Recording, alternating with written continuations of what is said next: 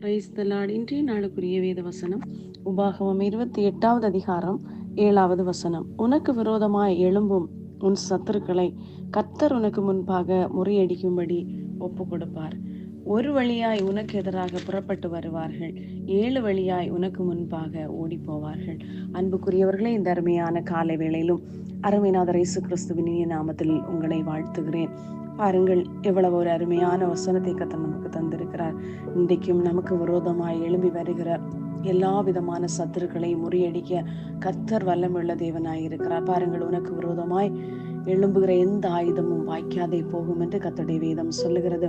அதுபோல உனக்கு விரோதமாய் ஒரு கூட்டம் கூடினால் அது என்னாலே உண்டான கூட்டம் அல்ல என்று சொல்லப்பட்டிருக்கிறது. பாருங்கள், நமக்கு விரோதமாய் எந்த சத்துரு எழும்பி வந்தாலும் ஒரு வழியாய் அவர்கள் நமக்கு விரோதமாய் எழும்பி வரும்பொழுது கர்த்தர் 7 வழியாய் அவர்களை சிதறடிக்க வல்லமையுள்ள தேவனாய் இருக்கிறார். ஆகையால் இந்த நாட்களிலே நாம் செய்ய வேண்டியது, இந்த அதிகாரத்தின் முதல் வசனத்திலே கொடுக்கப்பட்டிருக்கிறது. இன்று நான் விதிக்கிற உன் தேவனாகிய கர்த்தருடைய கட்டளைகளின் படியெல்லாம் செய்ய நீ கவனமாய் இருக்கும்போது நாம் என்ன செய்ய வேண்டும்?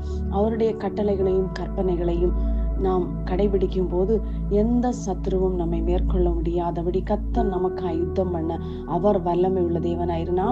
நாம் வெறுமையாய் சும்மா இருந்த போதும் அவர் நமக்கு யுத்தம் கர்த்தருடையது.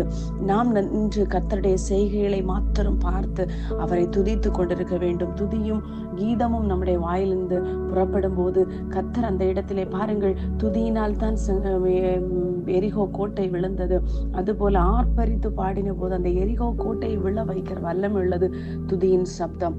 ஆகையால் இன்றைக்கு துதி எடுப்போம், சத்துருவை வீழ்த்துவோம், கர்த்தருடைய கற்பனைகளுக்கும் கட்டளைகளுக்கும் கீழ்ப்படிவோம். அங்கும் இங்கும் வலதுபுறமும் இடதுபுறமும் சாயாமல் வழி இதுவே என்று சொல்லி நடக்கும்போது கர்த்தர் நம்முடைய வாழ்க்கையிலும் நமக்கு விரோதமாய் வருகிற எவ்வளோ பெரிய மலை போன்ற பிரச்சனைகளாய் இருந்தாலும் அதை சமாதானம் உள்ளதாய் இல்லைன்னா சமானமான ஒரு வெளியாய் மாற்றுவதற்கு கர்த்தர் வல்லமுள்ள தேவனாய் இருக்கிறார். கர்த்தர் தாமே உங்களை ஆசீர்வதிப்பாராக. ஆமென்.